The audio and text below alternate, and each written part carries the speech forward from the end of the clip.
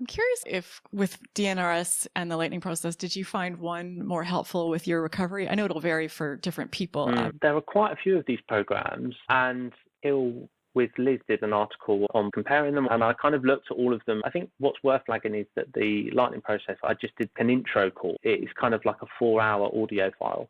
So I didn't do the full program, whereas the DNRS one, I did do the full program. They were quite different, and the lightning process one I did first. And I think the one thing that I found so spooky about that in terms of potentially how effective it was they talk about using language in the moment. I remember that when I was walking, I was struggling physically, but in my mind, I was like, oh God, am I going to crash? Like expecting kickback. What they do is get you to think about language. For example, just repeat, I am safe, I am safe. And it sounds so small. What I've come to realize when I first had that day where I crashed, I just felt really unsafe. It's such a weird thing to say. And I think that with my life at the time, there was nothing to suggest that I wasn't safe.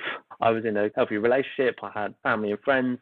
I had savings. I had a good job. But I just had this, it's really hard to describe, but I just felt very unsafe. And I think that what was interesting about the lightning process was it was saying, well, when you're engaging in those activities, just in your head and almost out loud, just keep repeating, I am safe, I am safe, I am safe, kind of self-talking to your brain and your body to reassure it that I'm not in danger here. We don't need to be fearful in this moment. And I think the first time I tried that, I then managed to walk for 15 minutes or something. And I kind of got home and I was like, did that really just happen? Something as simple as language?